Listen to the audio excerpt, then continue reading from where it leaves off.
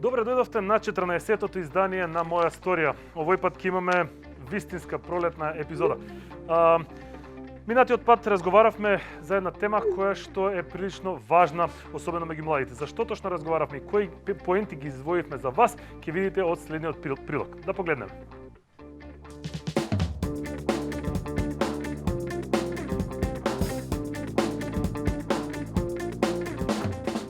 Често, луѓето кои што се жртви од дискриминација имаат навистина психолошки трауми кои што ги доживеале и навистина дискриминацијата знае многу животи да уништи. Секој граѓанин кој што смета дека му извршена дискриминација врз него, може да понесе представка до Комисијата за заштита и спречување од дискриминација.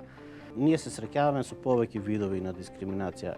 Јас во моментот работам застапуваме ромски права, правата на ромите пред институциите, така да пристапот до институциите е многу отежнат за самата популација. Вистинските вредности почнуваат да се негуваат уште од најмала возраст и од училиштето како и од домот истовремено. Како што кажав, веќе уживаме во сонцето и во пролетта. Ни дава сила, ни дава енергија, убаво се чувствуваме, се лачи ендорфин. Точно за ова зборуваме и денеска. Како да ги најдеме начините за зачување на околината, како да ги лоцираме загадувачите, како да се бориме против загадувачите, се само дел од прашањата кои што ќе бидат поставени денеска. За таа цел во студиото ги имаме Ана Петровска, директор на Државниот инспекторат за животна средина. Добар ден. Добар ден. Елена Николовска, лице за односи со јавност на проектот Да зборуваме за климатските промени од Екосвест.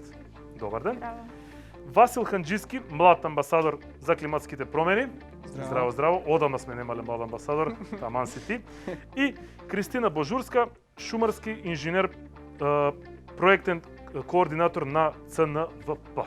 Добар ден и за вас. Добар ден. Се надам дека сте добро, како што кажав, времето надвор е прекрасно. Да може човек да си ги извади маски, да си шета слободно, ама ќе почекам уште малку. Пред да почнеме со дискусијата, знам дека е голема заради тоа што претходно ја започнавме пред епизодата, предлагам да видиме едно кратко видео за темата конкретно што ќе зборуваме и продолжуваме назад во студиото. Ајде.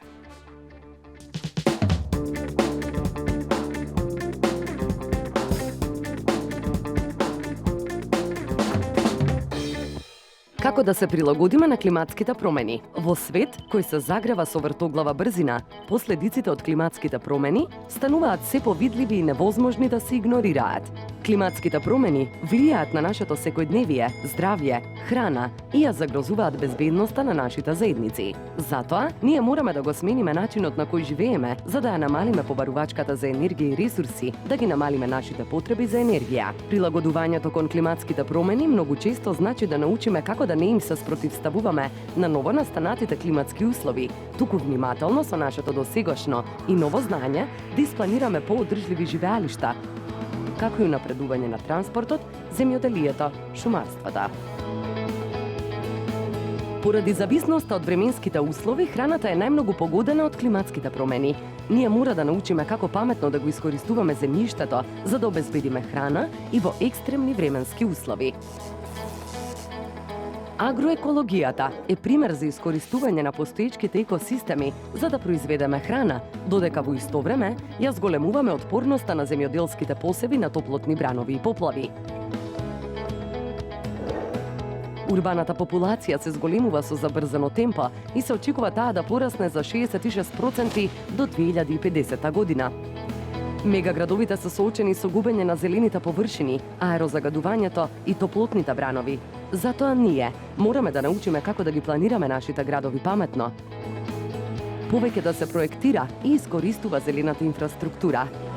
Реализација на урбани паркови и зголемено пошумување за спречување на ерозија и поплавување на улиците во градот. Со тоа ќе добиеме природен прочистувач на воздухот, природна ладовина за пешачките и велосипедските патеки во услови кога температурите се екстремно високи. Климатските промени влијаат и врз природната способност на шумските екосистеми да се адаптираат и прилагодат. Ова доведува до зголемен ризик на појава на шумски пожари и болести, со што се намалуваат сите важни функции кои шумите ги вршат, вклучувајќи го и процесот на намалување на јаглеродот. Изборот за задоволување на нашите секојдневни потреби влијаат врз начинот на кој се планираат нашите домови.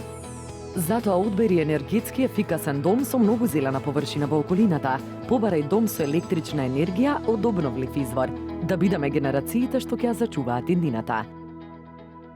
Проектот Да зборуваме за климатските промени е спроведуван од Екосвест, CMVP Македонија и ДМ. Проектот е финансиран од Европската унија.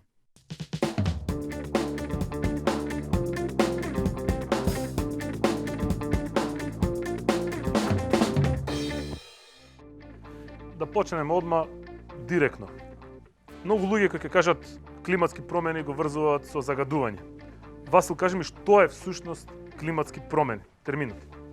Значи, климатски промени всушност представуваат долгорочна промена на климата и многу често се случува дефинитивно да го поврза тоа со загадувањето, но тоа се сосема различни работи. Луѓето еве кога зборуваме за Скопје сметаат дека кога се справиме со аерозагадувањето, ќе се справиме со климатските промени. Тоа е различно заради частиците кои што се емитираат од аерозагадувањето и кои што предизвикуваат за климатските промени. Кога зборуваме за загадување и аерозагадување, значи тоа се PM частиците кои што го предизвикуваат тоа, а за климатските промени зборуваме за стакленички гасови. Односно тоа се гасови кои што го предизвикуваат ефектот на стаклена градина, со тоа што тие штетни гасови се задржуваат на нашата површина, односно на земјата, и со тоа се зголемуваат температурите.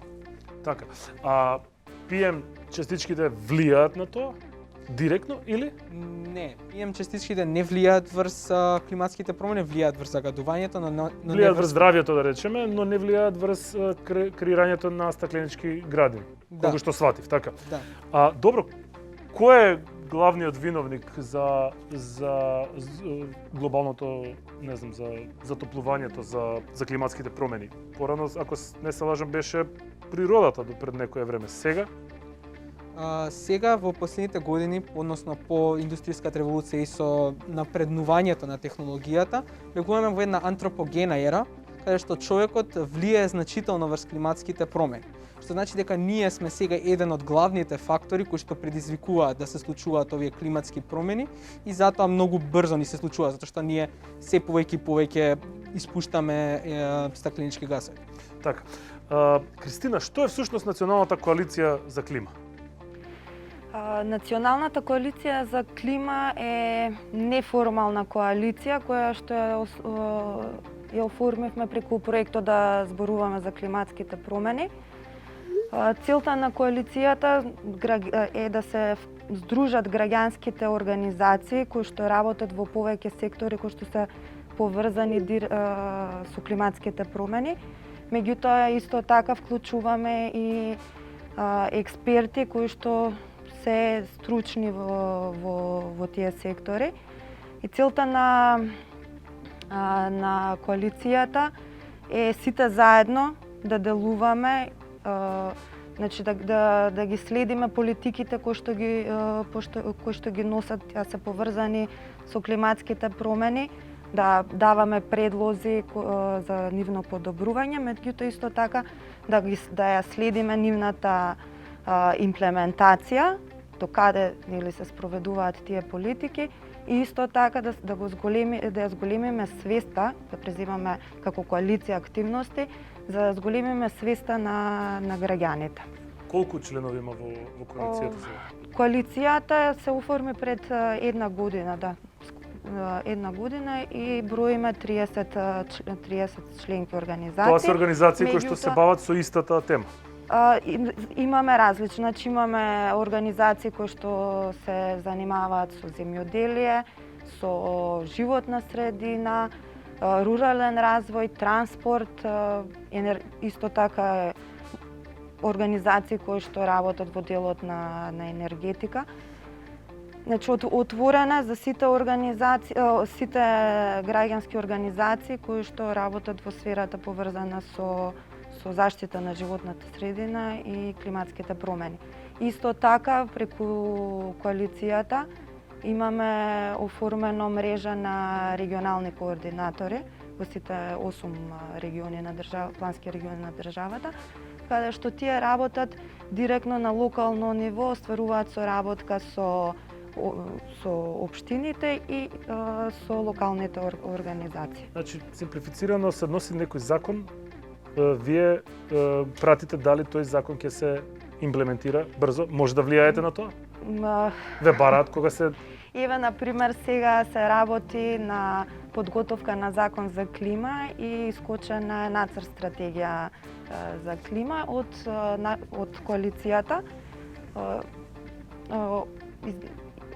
Избравме еден член, значи, кој што ќе представува и ќе биде присутен на работните групи, сите заедно нели ќе даваме учество, меѓутоа имаме еден представник кој што учествува во изработката на тие документи. Тоа ме интересираше, дали има нешто баш директно внатре во... Ја би рекла дека тоа е директно вклучување во политики, во јавни политики, во носење на јавни политики на никој начин. И затоа ги охрабрувам и јас повеќе. Ние секогаш ги охрабруваме граѓаните поактивно да се вклучат во носење на политики. Тоа не значи да седат и да чекаат политиките да се донесат или некој да ги викне и да ги покани, туку самите се вклучуваме, малце проактивно реагираме, бараме да бидеме вклучени, затоа што ни интересира темата, работиме на темата и некаков начин да ги пренесеме побарувањата на целата коалиција за клима пред властите. Така, значи ова е еден од начините како да се обезбеди спроведување на сите овие амбициозни климатски проекти кои што се носат. Пред се влијање да бидат што поамбициозни во рани фази пред да се донесат, значи да влијаме да бидат што поамбициозни, значи да се вети повисоки цели да ветиме, па после тоа кога ќе се донесат да влијаеме и на спроведување ако може. Не брзината така. Практично младите ако сакаат да се вклучат во некоја ваква организација, треба едноставно да се вклучат во било која, да речеме, од членките кои што се кај вас и потоа можат да условно кажано придонесат во цела ова борба, да речеме. Да, како што Евана спомна, значи коалицијата за клима е отворена за сите граѓански организации и експерти кои што сакаат да работат во ова поле и да дадат придонес. Че отворена нема и ги охрабруваме и младите, секако да волонтират и да се вклучат. Така. Како функционира државниот инспекторат? Сега додиме малце од другава страна. На кој начин се грижи за зачување на средината? Да, значи ние вршиме инспекцијски надзор над поголемите загадувачи. А голем дел од тие големи загадувачи всушност придонесуваат и во емисиите на стакленички гасови, бидејќи согоруваат фосилни горива. И ние со нашиот инспекцијски надзор водиме сметка да не емитираат премногу гасови и исто така ги задолжуваме редовно да ги следат емисиите се со цел да бидат тие под контрола.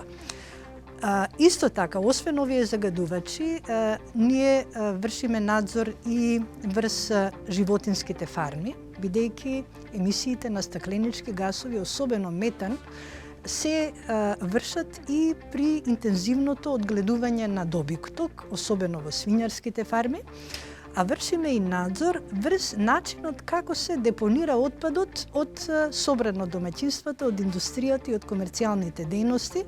За жал, во Македонија голем дел од емисиите на стакленички гасови се вршат од несоодветното постапување, односно депонирање на отпадот на општинските депонии. Така да ние вршиме надзор врз работата на јавните комунални предпријатија и ги задолжуваме да го спречат, да ги контролираат, односно да ги спречат овие емисии на загадувачки материи од депониите. Многу често, особено сега во летниот период, ќе се емитира метан, кој што метан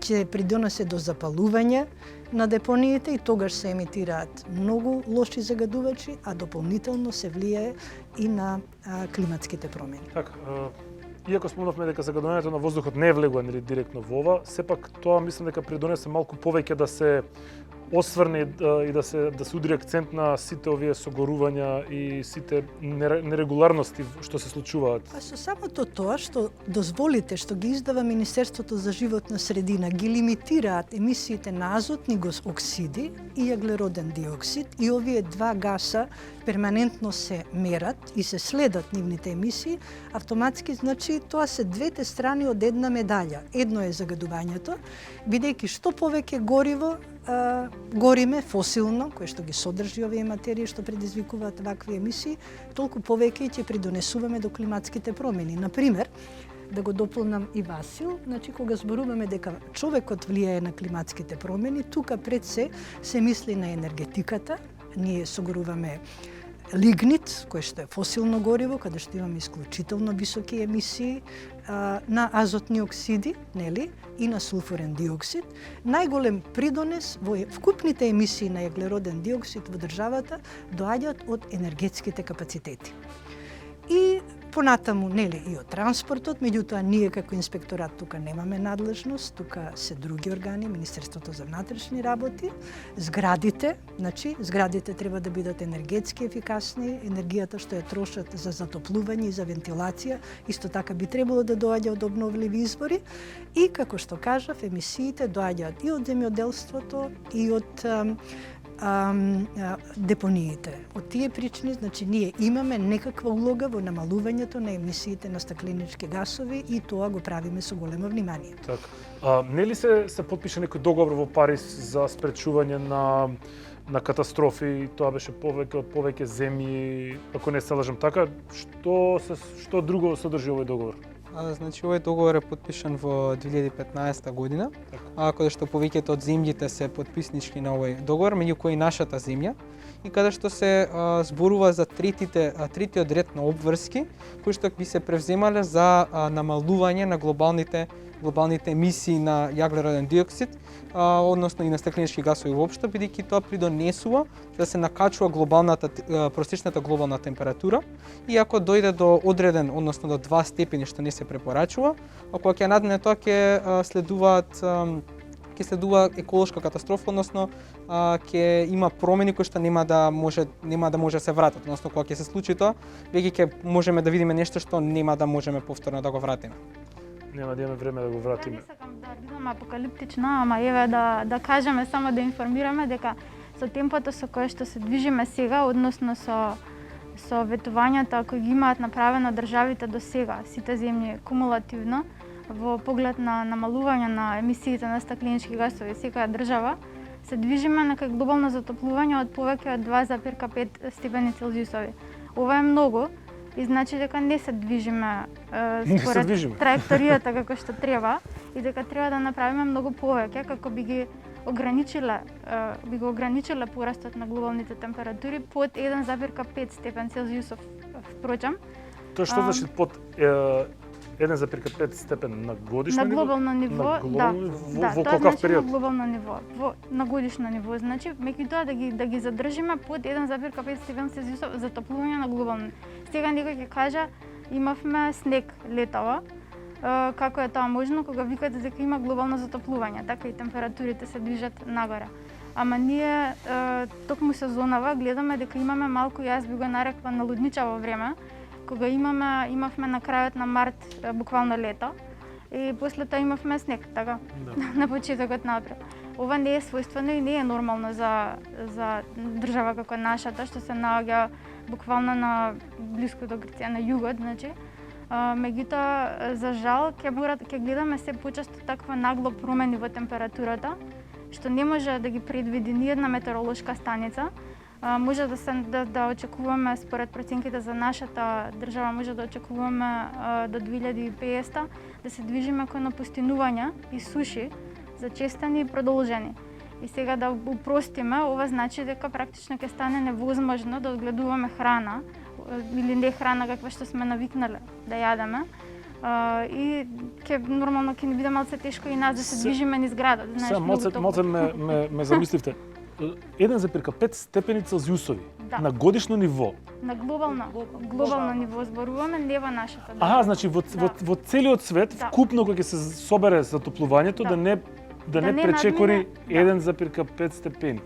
Тоа значи дека сакале некој ќе се загрее. Значи ако го продолжиме векот на земјата да речеме за 50, за 100, за 200 години, сепак најверојатно не чека апокалипса која што некој да ја спомнете? Па не, има многу работи што може да ги превземеме за да не се случи тоа. Зашто активно, значи тоа беше уствари целта на Парискиот договор. Не е само да речеме дека ќе ги ограничиме, ветуваме дека ќе ги ограничиме, туку после Парискиот договор следуваше еден текст во Катовица кој што се започна да се пишува на една од тие конференции за клима и кој што треба да ни каже како да го постигнеме тоа што сме го ветиле во Парискиот договор, значи. Така. Треба да ни каже на што треба да направиме. А Македонија што прави конкретно во однос на Парискиот договор сега во моментов? Има некако нешто? Да, па во моментов го работи законот за климатска акција и стратегијата исто така за климатска акција. Имаме и национален план за енергетика и клима. Да, меѓутоа уште поважно што треба да кажеме е дека имаме сега многу амбициозна енергетска стратегија, најважно за нас, каде што ние како држава ветуваме дека ќе напуштиме употребата на фосилни горива како примерен енергенс или како енергенс воопшто во државава до 2050 година нормално. До 2030, извинете, 2050 е веќе касно. Ако само може да додам со тоа што ние се обврзуваме според тие националниот придонес кон климатските промени, односно ние според тоа што поамбициозно имаме настапено, до 2030 година би сакале 51% да намалиме емисијата на јаглероден диоксид и главни сектори кои што би ги опфатиле за да се случи тоа би било енергетскиот сектор, односно агрикултурата, селекцијата на отпад, односно со отпадот како се справуваме и индустријскиот процес. Преку промени во сите овие различни сектори, ние би придонеле со тоа што овој план е од 2021 година би се реализирал се до 2030 година, со тоа што ако успешно се реализираат тие 63 политики кои што се за да се намалат овие стакленички гасови, ние во 2030 ја исполниле целта. Што се стакленички гасови? Преска неколку пати ги спомнав, може некој да ми објасни малце по така пластично, визуелно убаво? Тоа се гасови кои што придонесуваат за ефектот на стаклена градина. А ефектот на стаклена градина е тоа што кога спаѓаат сончевите зраци на земјата и кога тие се одбиваат, треба да излезат полесно од атмосферата. Со појавата на овие стакленички гасови, тие ги задржуваат овие гасовите, придонесуваат да се задржи топлината, со тоа што придонесува глобално да се зголемува температурата. А пример за таков е јаглерод диоксид, јаглерод моноксид, озон и многу други кои што ние многу често како што и метанот го спомна и затоа сточарството е една од најзагадувачите заради тоа што животните испуштаат огромна количество на метан. Значи, како што се одржуваат патлиџани пиперки во зимно време под стакленјаци што викаме ние, така уствари ние си правиме со сите овие гасови да се печеме сами себе. Да, растот и развојот на дометот, например, е поттикнат од CO2, од јаглероден диоксид, така да и за развојот и за растот на некои градинарски производи е потребно присуство. Да. А од друга страна пак присуството на овие гасови прави некои други бели. Салата веќе не ставам во уста, да знаеш. Добро, може ли предлагам сега да погледнеме едно видео кое што го преземавме од Види вака за Go Green. Млади амбасадори зборуваат, да видиме за што станува збор.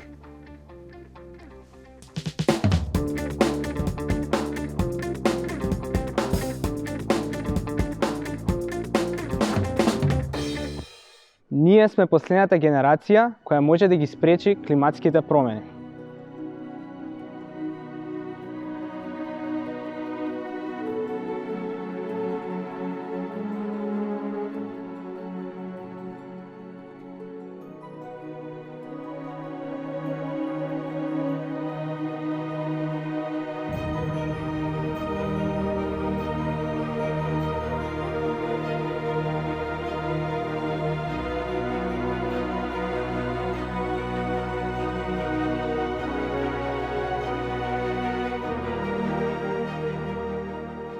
Ние, младите, треба да ги преземеме работите во наши раце. Ве повикувам на климатска акција.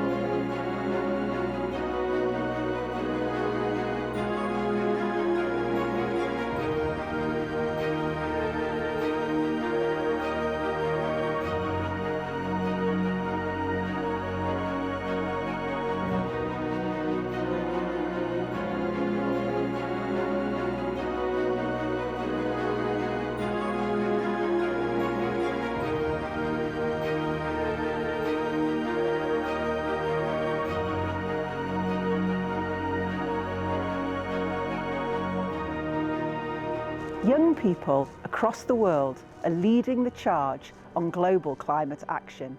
This is absolutely vital for the future of our planet and for the success of COP26 that will take place in November this year.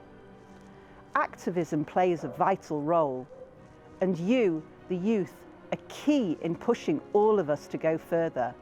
Governments and regions, businesses and cities, schools and universities. I urge each and every one of you to make your voice heard, because only together can we successfully fight climate change and push all countries in the world to make the ambitious commitments we need now.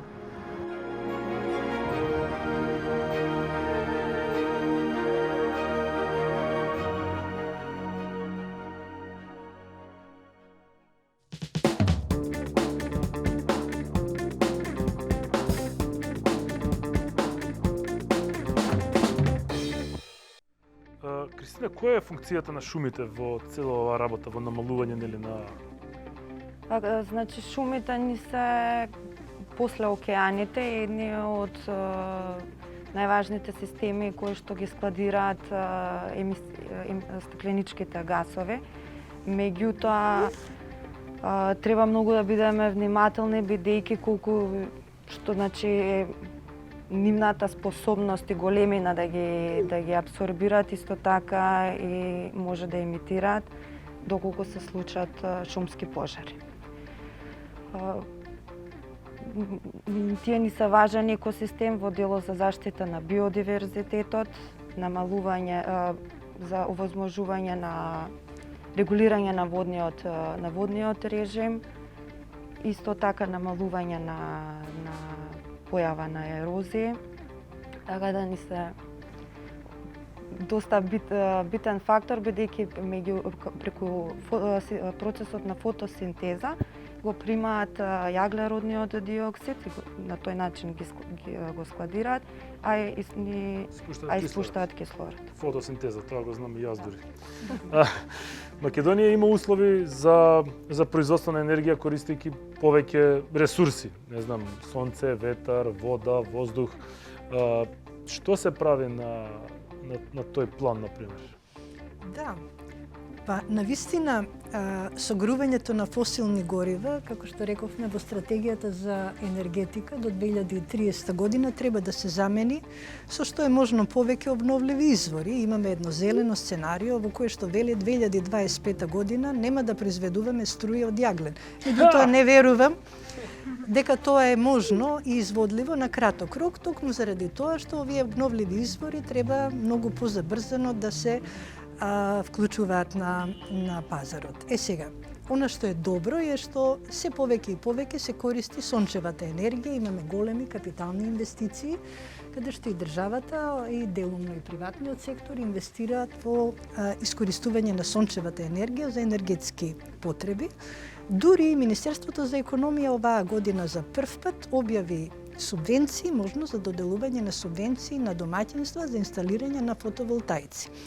Сега, она што во делот на обновливите извори треба да го знаеме и што се менува, како што имаме повеќе информации за влијанието врз животната средина од одредени видови на искористување на енергија, е, например, дека водата, кога се користи за производство на енергија кај малите хидроелектрани, всушност и нема толку многу позитивен ефект на климатските промени заради штетите што ги предизвикува на животната средина, на биолошката разновидност, на хидрологијата, оневозможува некаде луѓето да се водоснабдуваат, да наводнуваат вода таму каде што е зафатена водата во цевки.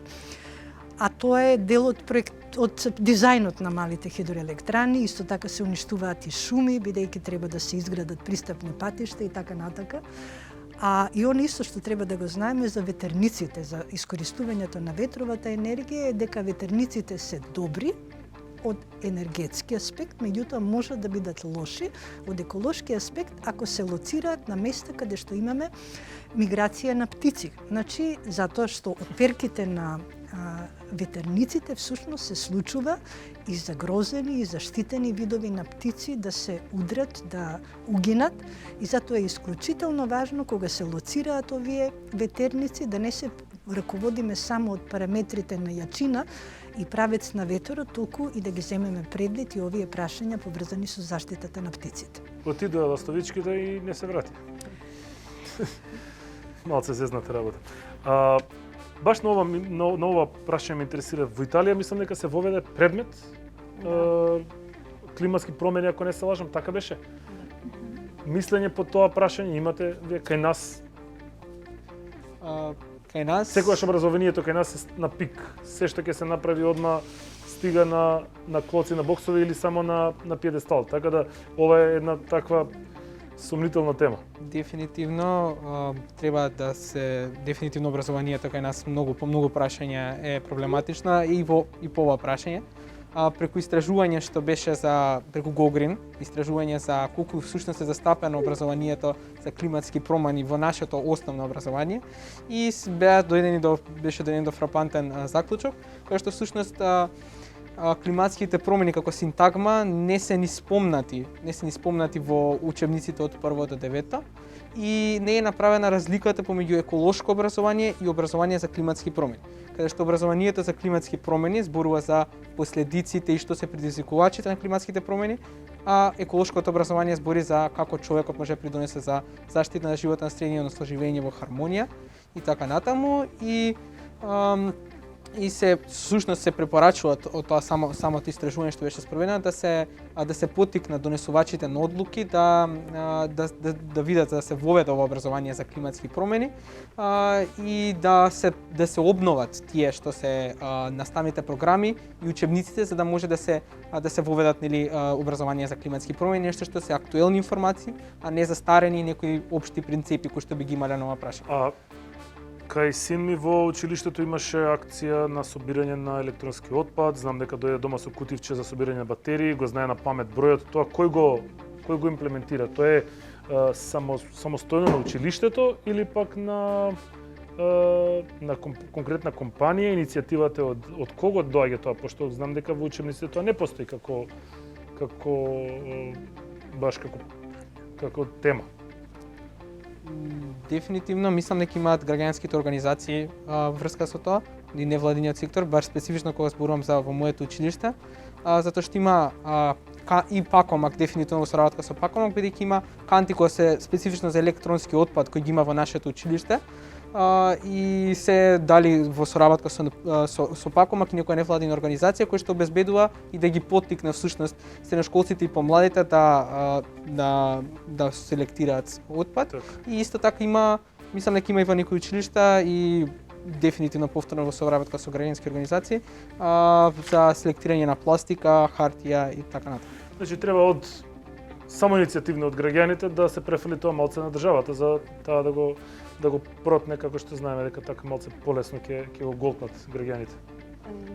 Да, само да се надоврзам на ова е Ана што госпоѓа Ана што спомна претходно, пример ние како кандидат за држава членка во Европската унија и со транспонирањето на европското законодавство, значи во делот на Европската унија им планира до 2050 година да биде климатски неутрална, што значи да имаме нула емисии на стакленички гасови, а во исто времено да бидеме до 2050 општество кое што ќе биде целосно отпорно на климатските промени.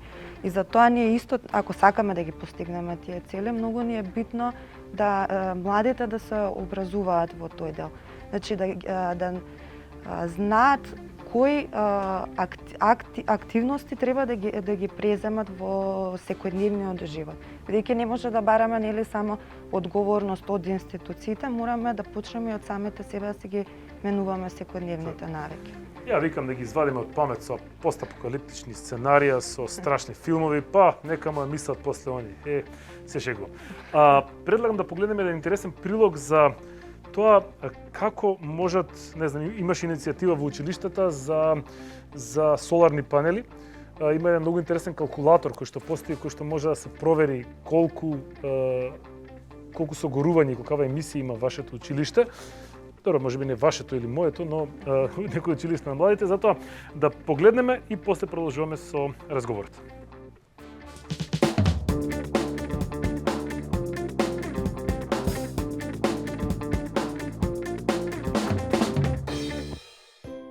Едно училиште испушти до 226 тони јаглерод диоксид. Тоа е еднакво на загадувањето што го прави еден автомобил доколку пројде 900.000 километри. Ова се нарекува јаглероден отпечаток кој училиштето го остава во животната средина. Како да дознаеме колкав е јаглеродниот отпечаток на вашето училиште? Иако звучи комплицирано, пресметката може да се направи едноставно преку алатка табела во која се внесуваат податоци. Да започнеме.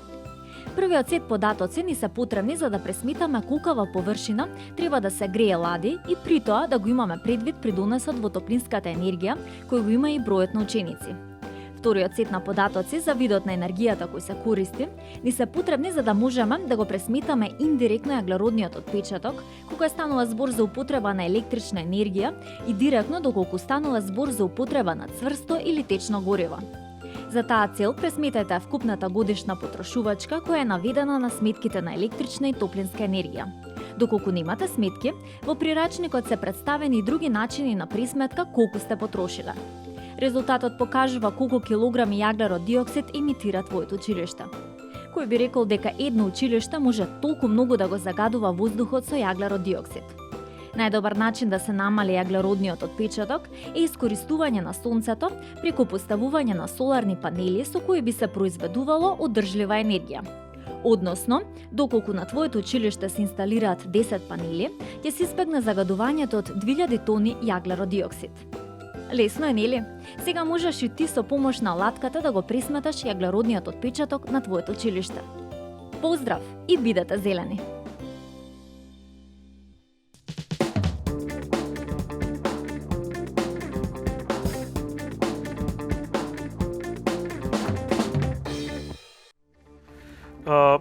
Сите зборуваат младите, нели линијата остана на младите нели ќе одат напред, од младите зависи, светот им припаѓа на младите. Што прават младите конкретно во врска со ова прашање, ама не го прашувам него. Ме интересира вас од страна, нели шак најубава се игра страна, ваше мислење за тоа. Дали се доволно вклучени кај нас младите во освестување на овој проблем? Ја мислам дека има простор за подобрување. Дефинитивно, повеќе свест има сега, отколку порано што имала, особено откако во 2019 кога видовме дека имаше пожари на Арктикот, кога видовме дека Сибир гореше буквално, значи, се топеше мразот и малце се запрашаа луѓето што се случува, нешто постои, нешто се случува. И ги гледаме младите дека се повеќе прашуваат барем за проблематиката. Јас од моја гледна точка така на граѓанска организација која работи климатски промени. Меѓутоа и гледам дека се обидуваат да ги сменат секојдневните навики како би биле малку поодржливи, како не би придонесувале во целата таа глобална проблематика наречена зголемување на глобалните температури. Значи се гледаме дека пандемијата на натера сите да излеземе и да возиме точак по градот, наместо да користиме автомобили. Ова е супер вест за нас. Значи не е добро што пандемијата на натера тоа да го направиме, ама гледаме многу млади луѓе и постари луѓе кои користат велосипеди. Ова се надеваме пракса што ќе продолжи понатаму и можеби ќе ги поттикне градските власти да ги зголемат просторите за велосипеди, да ги стеснат тие за автомобили. Да. Вака така земјата си рече, слушај, овие малце споро се движат, тај ќе ги збрзнеме. Да виде дека можат и побрзо. Ана, знам дека има некоја алатка за пријавување на сомнителни работи и загадување. Како функционира тоа? Да, па ние имаме Facebook фан страна Државниот инспекторат за животна средина и нас многу луѓе ни се јавуваат и пријавуваат загадување во инбокс, значи преку месенџер. Се случува секојдневно да добиеме пријави и тоа е еден убав начин да бидеме поврзани навистина со граѓаните кои што се повеќе се охрабруваат всушност да ни пријават загадување. Порано очекувале дека и така никој нема да им одговори и од тие причини биле и воздржани, а и не им било удобно, бидејќи се барало писмено да им се достави представка и така натака. Ние сега на многу едноставен начин пристапивме до граѓаните, велам, значи во инбокс, преку месенџер на нашата Facebook страна, во било кое време, ноќе, дење, празници и така натаму, добиваме пријави и селектираме оние кои што се најприоритетни, бидејќи ние пак и не можеме да постасаме на сите страни. Фала Богу, имаме многу загадувачи, значи да се пофалиме и не може да стигнеме да ги... Да, ете така, па нешто предаваме и на овластените инспектори, некаде одиме заедно, меѓутоа на многу полесен начин граѓаните сега можат да пријавуваат загадување. Да.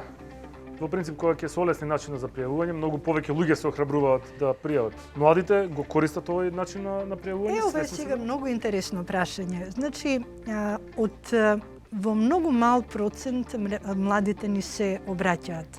Предпоставувам дека они имаат други грижи, дека загадувањето можеби и не им е толку приоритетно во делот на тоа е мојот впечаток или не знам која е и причината, но навистина многу повеќе возрастни граѓани ни се обраќаат, луѓе кои што се враќаат од работа, па им тропа некој бучава, имаме индустријски загадувач, или не можат алишта да пружат на тераса заради тоа што е црн чадот од некој индустријски капацитет и така натаму.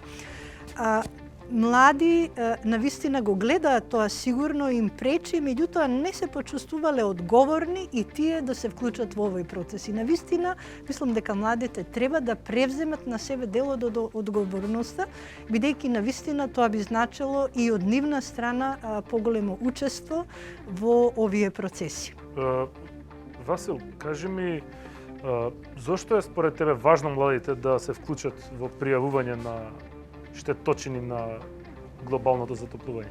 Следам дека веќе, како што напомена, дека не се вклучуваат со тоа што пријавуваат и дека ако започнат со тоа значи дека они се освестиле и дека го идентификувале тоа како проблем. Тоа е нешто што младите, и јас го имам забележано на моите врсници, не го имаат идентификувано како проблем. И самото загадување и климатските промени.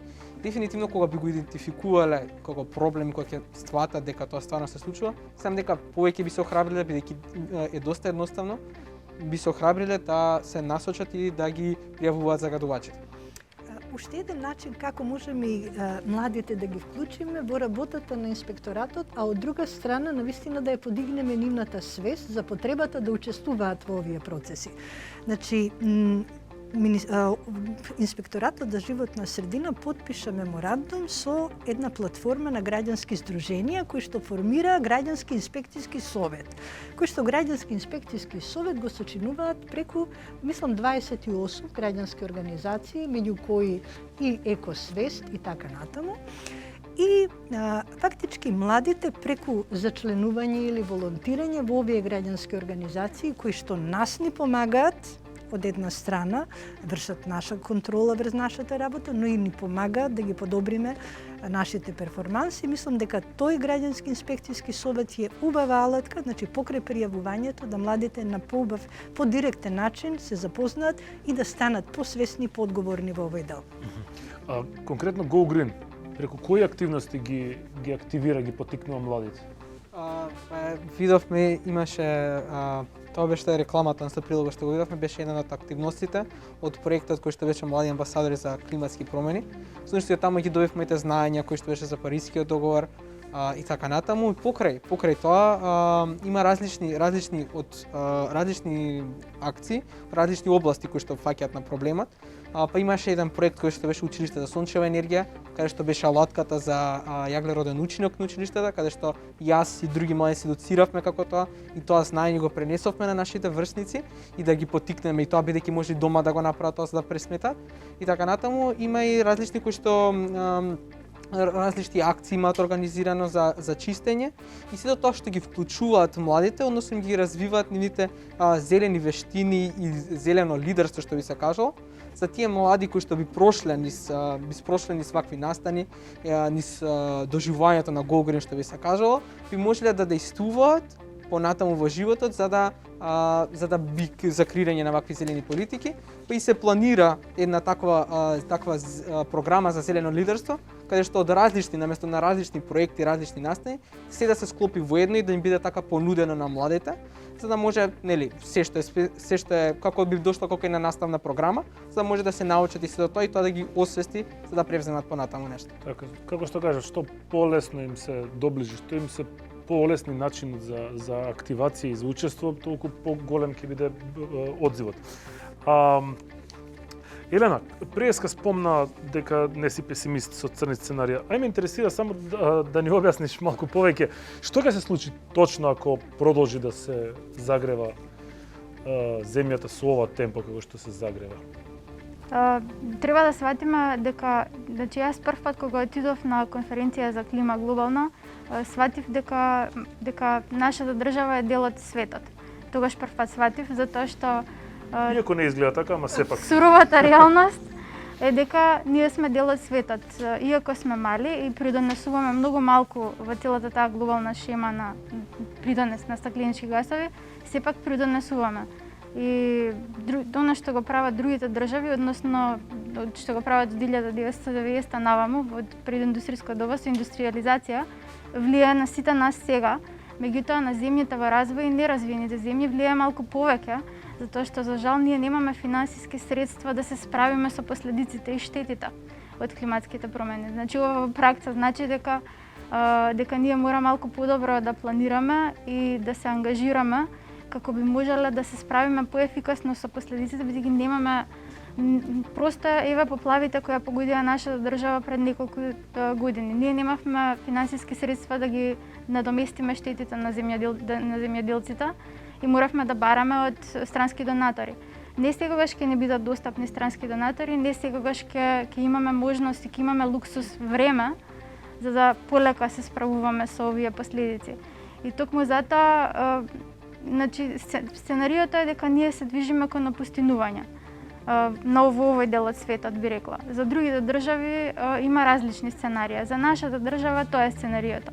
Доколку ништо не се направи на глобално ниво, зборувам, се движиме кон напустинување. Тоа значи помалку врнежи, повеќе суша, така? Тоа значи поголеми и продолжени сушни периоди, меѓутоа и она што го кажав, дека ќе имаме временски услови кои е тешки да се предвидат. Значи кога ќе има поплави, тие ќе бидат порајни, ќе бидат со зачестени електрични празнења и да не бидеме сега толку црни, ние тука зборувавме и за решенија можни.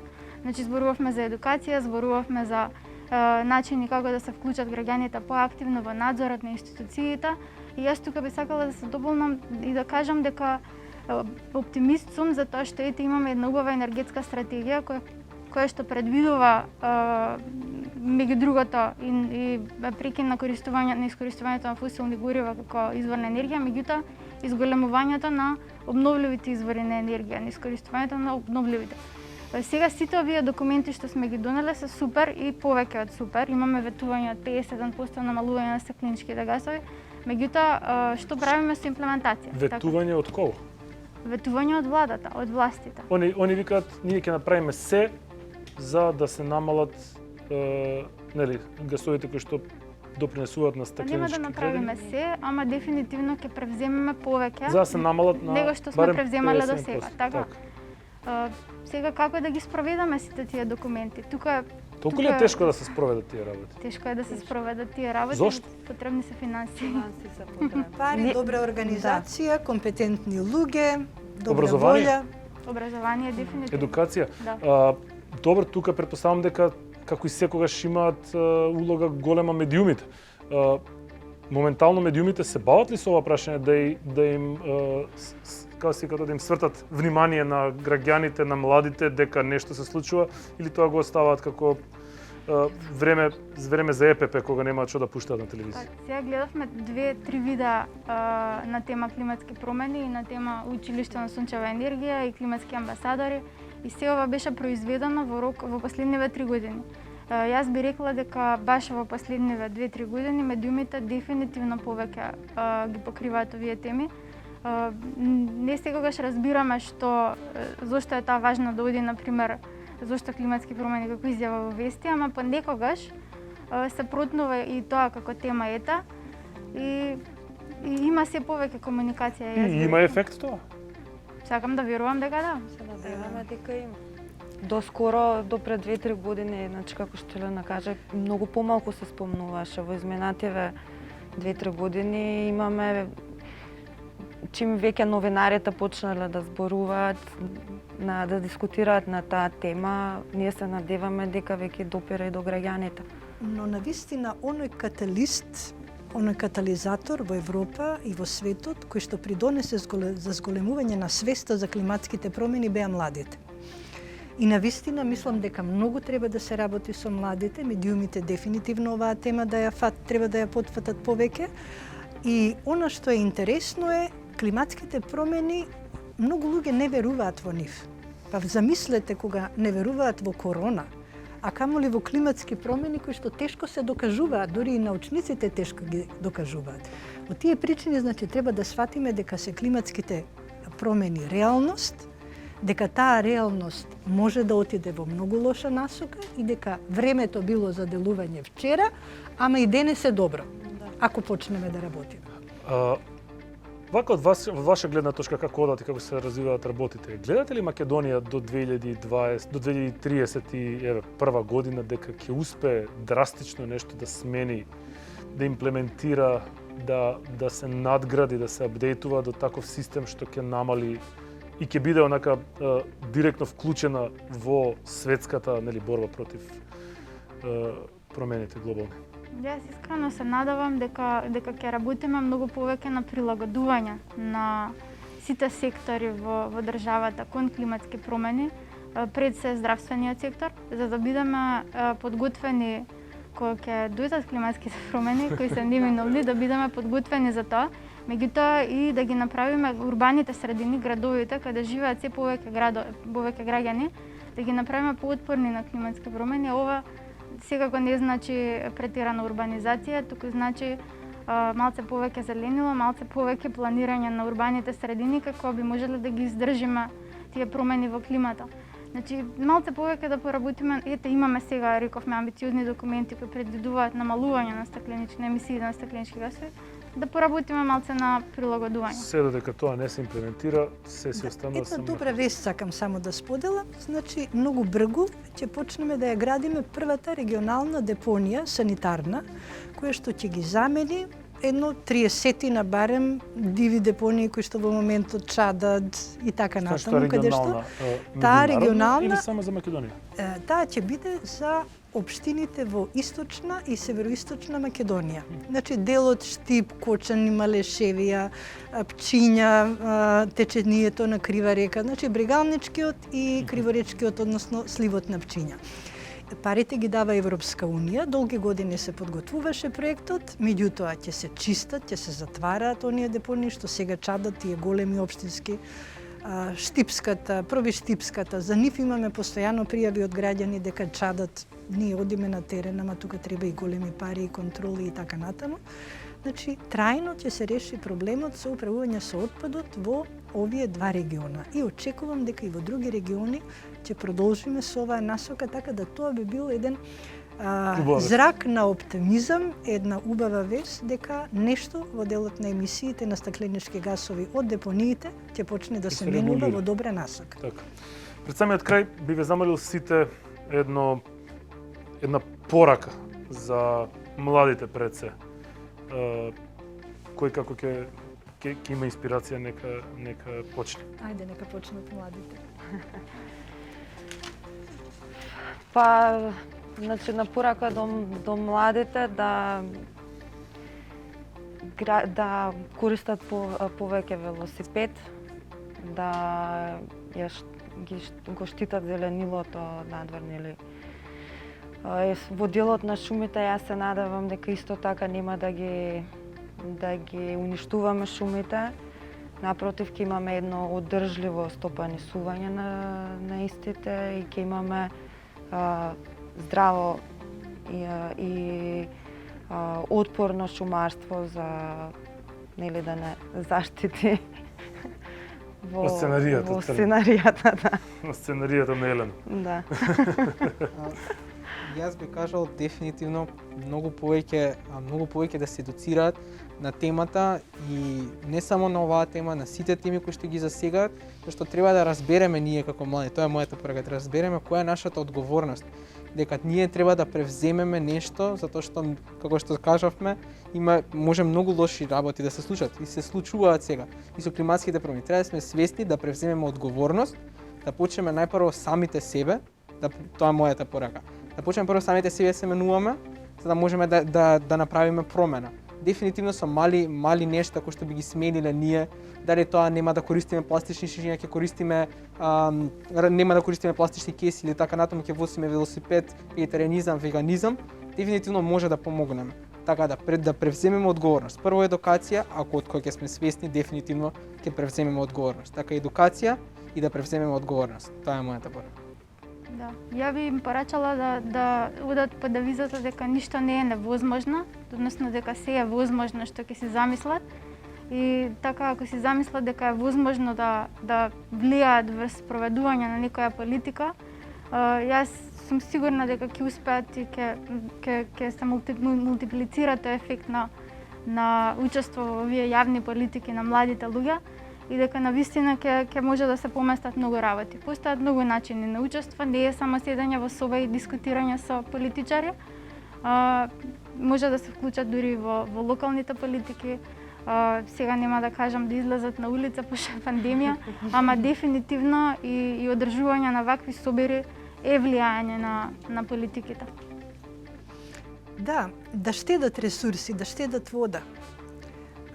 Исто така да засадат дрво, да возат велосипед, значи на многу едноставни начини сите можеме да придонесеме. Помалку хартија да печатат, да рециклираат. Значи има многу начини и навистина треба да водат сметка дека секоја нивна активност може да придонесе кон климатските промени. Секој од нас треба да земе учество. Јас би сакал да им сугерирам на младите и секогаш тоа го зборувам и ќе го зборувам до крајот, тоа е дека мора да разговарате и мора да кажувате тоа што ви пречи. Не смее да се прекјутува ништо. Се што ви пречи мора да се пријави. Се што ви смета, се што гледате дека не е добро направено, секоја неправда, секоја лошо зло према природата, према околината, мора да го пријавите. Се додека се прекјутуваат работите, ќе бидеме на вакво дередже како што сме денеска овде и да ги дискутираме овие кобни теми. За следниот пат разговараме малку поведра тема, тоа е денот на ЕУ, се доближува мај, пролет.